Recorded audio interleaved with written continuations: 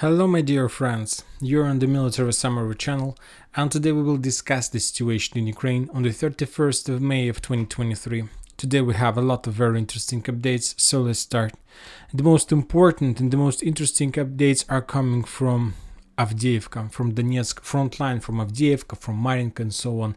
If you remember, yesterday we discussed about the possible movements and possible developments in this area, and right after that the Russians, to be more precise, the head of Chechnya, Ramzan Kadyrov, published his video where he was saying about that the Russians are going to deploy the special unit Akhmat in the vicinity of Mariinka. And when talking about this area, but when talking about the special military operation, this unit has at least two areas of responsibilities. The first one in Mariinka and the second one in Kremenaya. And so we can say that these forces have already been redeployed in this area, and currently they started doing their job and starting taking control over Mariinka and probably over the Bilogorovka and Kremenaya area. Later, the Ministry of Defense of Russian Federation reported that as a result of fierce fightings and storming operations, the Russians managed to push the Ukrainians from their positions in the vicinity of such settlements like Krasnogorovka and Yasinovata. This is Yasinovata, and this is Krasnogorovka. It is very difficult to understand where exactly the Russians managed to advance, where exactly the Russians managed to push the Ukrainians back, but based on that report and based that the Russians mentioned these two towns, I assume that the Russians were moving from Krasnogorovka in direction of Avdiivka, at least from three positions. The first one exactly from Veselaya Krasnogorovka to Avdiivka. The second one, the Russians were trying to develop their bridgehead from Kamyanka in direction of this small lake on the east of Avdiivka, and the third direction was from Yasinovata in direction of the forest and trying to bypass the forest and to enter the southern outskirts of Avdiivka. So those were the movements of the Russians, and probably based on the Ministry of Defense report. And furthermore, the most interesting thing from that report is the Ministry of Defense included and repeated this information twice on their Telegram channel. And if you remember the active phase of storming of Bakhmut almost every single day, when Wagner's achieved and get some success, the Ministry of Defense included that piece of information in their daily reports, like saying that as a result of fierce fightings, Wagner's the stormtroopers managed to capture another block or something like this. So today the Russians included the report about Avdiivka twice per day. So they wanted to show us the value and the results of Russian offensive operation in this area. So probably as we discussed, there were no updates, neither of the mappers shown the real progress of the Russians. But if you ask me, I'll give you my opinion that based on the report we have and based on the situation in Avdiivka area, I assume that the Russians were trying to capture this area during the day. So this is the area along the forest line that goes from, let's say, Veselaya to the water lake, to the lake, or this one, this forest line, and probably the area between the lake and this residential area in the east. So probably the Russians, as a result of the attack, were trying to get this area, and I believe that within the next few days we're going to receive updates and the maps will be updated and the progress will be like this. Furthermore, don't forget that during the previous days the Russians have redeployed their Storm Z squad troopers in the north on the Piesky front line, and also I expect that within the next few days the Russians will activate their movements in direction of 9th quarter. The thing is that the Ministry of Defense also reported that as a result of artillery attacks using the guided bombs, of aircraft attacks and so on, the Russians destroyed few ammo depots of 110th Brigade in the vicinity of Avdiivka. Furthermore, the Russians hit the positions of Skala unit in this area, and I remind you that this is a landfill that Ukrainians use for controlling area around Avdiivka. So the forces that were located on that hill was attacked by the Russians, and probably they were forced to step back or simply destroyed. Also, the Russians reported about attacks in the vicinity of this 9th block of Avdiivka, or the Russians sometimes calls this area Khimki settlement. So this area, and I'll remind you that since the beginning of this year, the Russians have almost ruined this area till ruins, reduced till area till ruins there. And the thing is that the Russians, and as you can see, based on that, we understand that probably within the next few days the Russians will try to activate their movements also in direction of this 9th quarter, and probably will try to establish control over this bridgehead using the newly redeployed forces in this area. Currently we'll mark this area in gray zone, and furthermore, if you take a look at the Western sources map, according to those maps, this area is already under Russian control. And this situation with Avdiivka, and basically by these two attacks, the Russians want to achieve one thing. They want to split Avdiivka in two parts. Of course, they won't be able to do this physically, but at least to establish 5 physical control, drone control over the southern part, over the northern part, and then after that they are going to create some kind of small operational encirclement of Ukrainian forces who are currently located in the southern area in front of, let's say, Spartak settlement in Yasinovate, and then they will proceed and continue storming this area, but first they need to split this area into many parts, as many as possible parts. And this entire situation explains me the reason why the Ukrainians have moved the parts and the squads of 17 tanks brigade in the vicinity of Severna and Tonenka in this area, and probably most likely the Ukrainians, using the tanks as like short distance artillery systems, are trying to suppress the Russians on this line and not to allow the Russians to develop their offensive operation in direction of the 9th block, because as soon as the Russians are able to bypass these fields and to enter this Avdiivka block, we can start counting days before the entire Avdiivka is going to fall. Anyway, I must say that situation for the Ukrainians is very critical in this area, and also this operation that the Russians launched today in Avdiivka completely explained me the reasons why the Russians destroyed the dam in Karlovka. The thing is that we discussed the situation many times, that some sources are saying that dam was destroyed and currently this entire area is flooded by the water and something like this, but the reason was not to flood the territory. The reason was to destroy the dam and to reduce the Ukrainians' possibilities to supply and support their forces in Nitailova and Pervomaiska, and the most important, to reduce the Ukrainian possibilities to launch flank attack. So if we assume that the Russians are going to launch their attack in direction of 9th block of Avdiivka, or let's say to the north in direction of Severna and Tonenka, of course they need to be 100% sure that the Ukrainians are not able to launch their own counter-offensive operation in direction of Piesky and Pervomaiska from Nitailova. For this reason, of course, they can't be 100% sure, because Nitailova is under Ukrainian control and they can do this, but the only thing the Russians can do is to destroy the dam, to destroy supply roads, and just to increase the expense of Ukrainian logistic, and of course it will give effect, at least it will ease at least a little bit the Russian situation and their possibilities to develop their offensive operation in direction of Avdiivka. Furthermore, now we are going a little bit to the north, and let's discuss the entire tactical situation of the Ukrainians and the Russians in this area. And of course we understand that there is just one pain of the Ukrainians have just one pain in this area, and the pain is Krasnogorovka, this settlement, this small settlement that the Russians managed to capture during the previous months' counter-offensive operations and so on. And the thing is, Krasnogorovka is a very important area that completely encircled with the railroad ways, and the hills around this area is also under Russian control. And using this bridgehead, for example, the Russians are able from this settlement to launch offensive operation in direction of Novokalinova.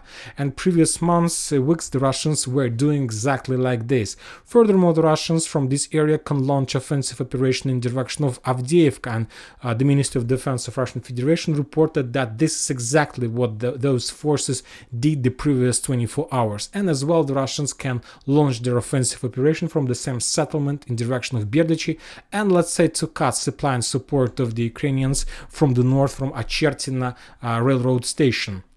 But when talking about the Ukrainians, we understand that to prevent or to reduce any aggression and any risks from this region, the Ukrainians need to keep forces in Keramik, Novokalinova, and a lot of forces in this area. Furthermore, the Ukrainians need to keep a lot of forces in Berdychi, Stepova, and of course the Ukrainians need to keep a lot of forces on the north of Avdiivka.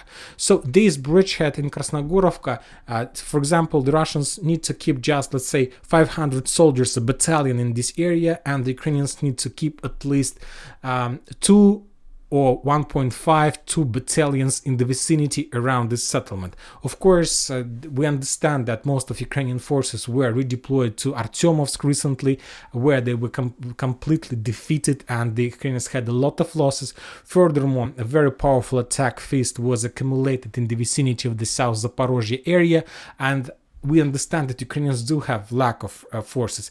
Of course, when talking about battalion or 2 battalions, it's nothing, but from these small pieces we can calculate the entire combat line, and the Russians currently are trying to push exactly in the direction where they understand the Ukrainians has the less powerful positions, or they have weak positions, or something like this. And this about Avdiivka. The Ministry of Defense reported that the main forces that took part in those offensive operations were the squads of the 1st Military Corps. So it was DPR forces.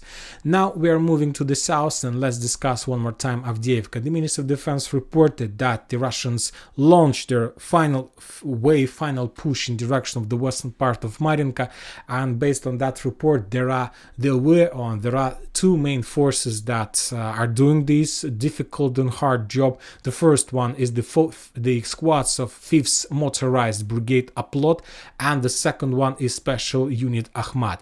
So probably the Akhmat Special Forces is trying to develop their attack from the south, and the Motorized Brigade with its tank squads are trying to attack Marinka from the north. So as we discussed in the previous videos, just trying to attack from the flanks and trying to push the Ukrainians to leave this area, and just to leave this area and not to give them any possibilities to have any bridgehead or positions. I'll remind you that from the Ukrainian side there are at least 2 brigades who are trying to protect and to defend this area, and this is 79th Air Assault Brigade and 35th Marine Brigade, and both these brigades are supported by the 1st Tank Brigade and recently redeployed in this area 3rd Tank Brigade that replaced the 15th Artillery Brigade that were moved to Kupiansk front line and which currently attacks the territory of Russian Federation and Shebekino and so on.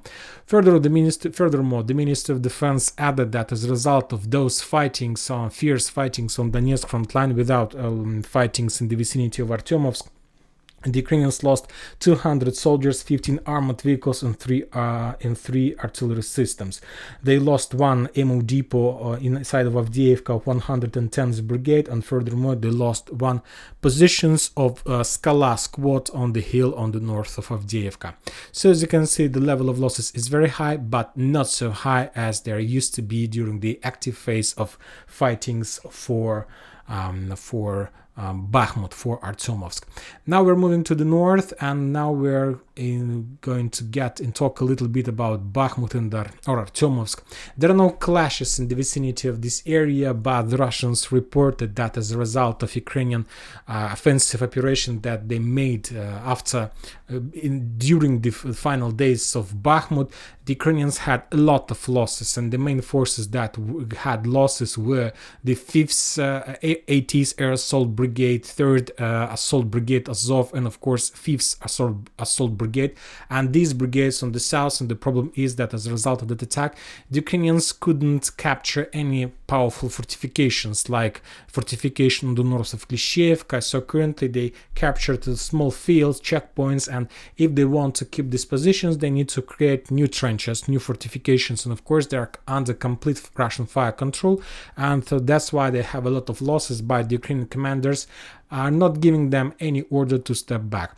Also, a lot of losses had 56th Motorized Brigade during those offensives. They lost up to 50% of battalions, of some battalions that were attacking the Russians on the area between Zaleznyanskaya, Orekho-Vasilievka, Grigorievka and Dubovo-Vasilievka.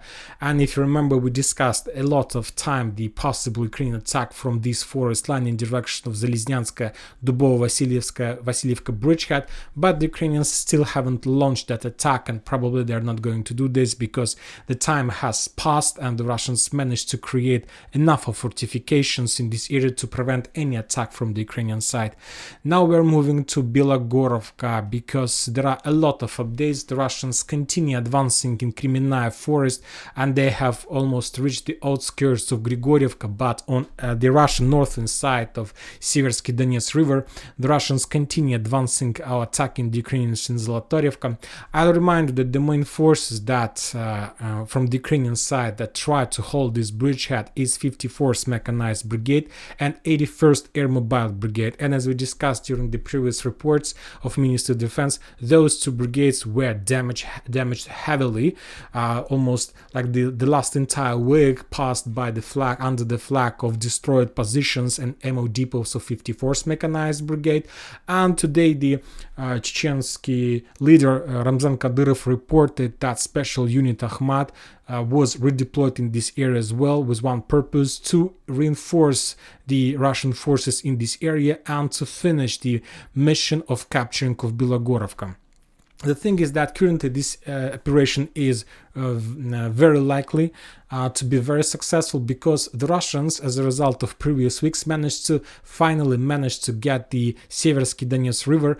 Some people are saying that the Russians might try to cross river to capture Grigorievka, but believe me, they're not going to do this because yes, they got this river, but it's highly unlikely they can bring heavy armored vehicles to this bank of the river, and without armored vehicles there is no even it's not very smart to storm these towns because this area is highly fortified by the Ukrainians and the Russians couldn't capture Grigorievka and Serebryanka during the previous phase of special military operations. So believe me, they are not able to do this right now using just light infantry. But the Russians can do one smart tactic. Now they have moved a lot of forces, a lot of squads, commandos and light infantry to the bank of the river, and currently these forces are under complete protection of the forest. And what are they going to do? They're going to send drones in direction of Grigorievka from the north, and of course they will send drones from Zolotarevka above the positions of 54th Brigade, above the supply road between Serebryanka and Bilogorovka, and they will coordinate and target the Russian artillery. And not just artillery, but just regular small light infantry mortars or howitzers, and the Russians from this northern bridgehead will easily establish control over any supply and support road that goes through Grigorievka in direction of Bilogorovka. So currently we can say that there is a real operational encirclement of the Ukrainians in Bilogorovka, and there is just one supply road that Ukrainians can use to supply Bilogorovka, and this line goes along the forest lines and then probably goes to Seversk or maybe to Serebryanka. So this is like the only supply road that Ukrainians can use. There are still like a lot, the Ukrainians have losses during usage of this road because from the other side, from the southern flank, the Russians can attack the same road using artillery, but anyway there is a distance and there are well prepared trenches and fortifications from the Ukrainian side. So this is the situation in Bilogorovka. The fresh newly redeployed special unit Akhmat will continue the things that were the progress that were achieved by the LPR forces in this area that currently were moved to rotation. So we'll see, but I expect that the Russians during the next probably week or maybe days will be able to short the front line and to capture everything that located on the right side of this strict red line. Now we are moving to the Liman and Kupiansk front line. The Ministry of Defense of Russian Federation reported that on the Liman front line, as a result of fierce fightings, the Ukrainians lost 50 soldiers and 5 armored vehicles. And the thing that they mentioned, noted the explosion in the vicinity of Makeivka, and that's it, just like explosions, without providing any information about any results of those losses. The Russians continue storming and advancing in the vicinity of Liman Первый. They enter the Ukrainian side of the forest. The Ukrainians from their side are trying to send some commando squads one by one in direction of Liman Первый, and there are very heavy clashes in that area. And furthermore, the Ministry of Defense reported that Ukrainians' losses in this area have been increased one more time. Now they have lost 70 soldiers per day, and we see in comparison with the previous days, probably the Russians took a decision to increase the pressure, and we expect more updates from the Russian side about progress in this area. Furthermore, the Russians reported that they made another artillery attack against the Ukrainian bank of Oskol River, a little bit to the north from the main theater of clashes in this area, and probably there are like few options, or the Ukrainians had some position there that they were using to attack the Russian supply road in this area that goes from Russian territory in direction of, let's say, Liman Первый and Masyutovka, or probably the Russians are planning trying to clear the bridgehead, and after that using the let's say pontoon bridges to cross the river and to create some kind of bridgehead, probably on the northern side of Dvurechny river. Probably they can do this because, as we discussed, they have already created one on the south in the west from Masyutovka, and who can prevent the creation of the same bridgehead on the north. I don't think that there are a lot of Ukrainian forces in this area, but so that's why the Russians can use this situation and to attack the Ukrainian forces in the flank, those forces who are currently deployed along the border with Belgrade, because there are a lot of forces, and the Russians confirms about more and more forces that are arriving in this area. Probably the Ukrainians will make more attempts to cross the Russian border and to attack in direction of Belgrade. Today the Ukrainians continue shelling and attacking Shebekina. The Russians from their side make a small artillery attack in direction of Liptsin. As a result of that attack, the Ukrainians lost the ammo depot of 65th Mechanized Brigade. So this is about the situation in the front lines. Another interesting update is coming from Bryansk. The Ukrainians made another massive drone attack in direction of this area. There were around 10 drones who took part in that attack, but the Russians reported that as a result of air defense work, they managed to shut down every single drone. I believe that the Ukrainians were planning to launch more drones, but as soon as they understand that there are no chances to bypass this area, they took a decision not to send more drones, because it's always very expensive. And also they didn't want, I believe, to show their own positions. Now we are going to move to the south from Marinka, and we are going to talk about South Donetsk and Zaporozhye area. The Russians reported that as a result of artillery strikes, they hit the positions of the Ukrainians in Velika Novoselovka, Malinovka, Novoandreevka, and Novodanilovka, and the Russians destroyed the ammo depot of 65th Brigade between Preobrazhenka and Chernova Krynica. This 65th Brigade, this brigade is the main brigade of Maroon Squad, and today, for the first time since the beginning of the special military operation, the Russians reported that they attacked and destroyed the command center of 33rd Mechanized Brigade. And I'll remind you that this is the newly created brigade with the Western weapon. This is one of the brigades that are currently the Ukrainians have created, and all those brigades are located back in the vicinity of Dnipro, Kryvyi Rog, and so on. And that brigade was one of the first brigade who was redeployed to the combat line, and the Russians, as soon as they spotted and discovered that brigade on the combat line, started hunting this brigade and trying to attack them and hit this brigade as much as possible, trying to deal as much as possible damage. The Russians reported that the Ukrainians, when talking about South Donetsk area, Zaporozhye and South Donetsk area, lost around 185 soldiers. So as you can see, the level of losses are very high, and the level is almost the same as the level on Donetsk front line, where we can find the clashes for Avdiivka. So we see some kind of intensifying, very slow, +5 soldiers lost per week or per few days, but anyway, we see the intensifying. Furthermore, today the president of Ukraine, Zelensky, reported that, and furthermore, the United States authorities reported that the Ukrainians are ready to launch counteroffensive operation, and that this counteroffensive operation is going to be launched in June. We know that on the 20th of June there's going to be a meeting in Lithuania of the NATO countries, so probably Zelensky took a decision to launch a counteroffensive operation right before that NATO summit, NATO meeting in Vilnius, just to show the results, to show it's a very nice picture before such a great event. So and he need to show the NATO countries that he's also part of NATO, and that the Ukrainians using the NATO weapon are able to achieve success. So one more time, on the 20th of June there's going to be a meeting in Lithuania and Baltic states with the NATO countries, and by that date the Zelensky need to show some results and need to show real offensive operation. So that means that within the next 20 days we're going to finally to see at least some attempts to do this offensive operation. Now we're going to Kherson. There were no changes during the previous 24 hours, just a regular update from the Russian side that Ukrainians lost just 30 soldiers and 4 armored vehicles as a result of artillery duels. So we see that the picture haven't been changed here since the previous days, and very interesting updates are coming from Odessa. If you remember a few days ago, to be more precise, on the 30th of May, the Russians made a massive missile attack all over the entire Odessa using few waves of missile and drones attacks, and as a result of that attack the Ukrainians lost, according to some sources, the last battleship in this area.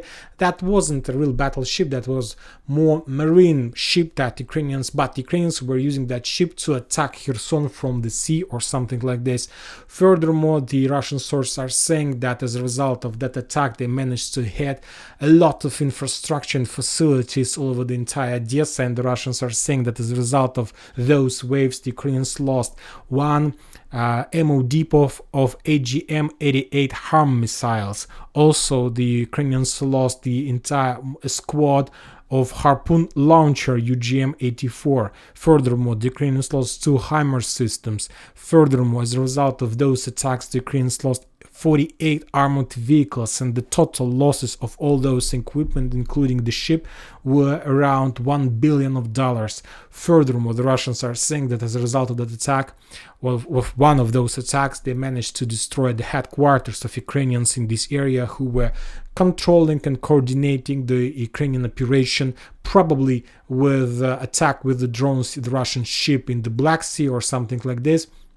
And the Russians reported that as a result of that attack, and during that attack there were around 98 officers in that headquarters, and as a result of that attack the Ukrainians lost 36 officers, and some sources are saying that 22 of those killed officers were the officers of United Kingdom.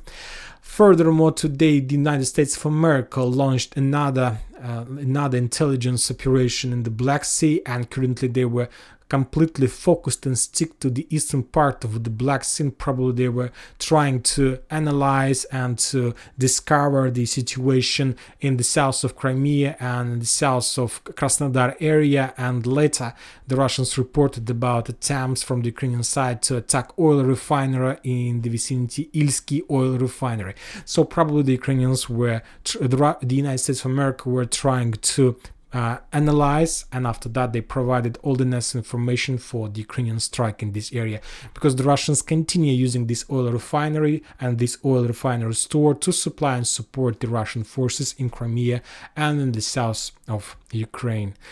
And that's it for today. Military Summary channel reminds to condemn any violence in Ukraine. Thank you for your watching. Subscribe to my channel, put your likes to my Patreon, and have a good day. Bye bye.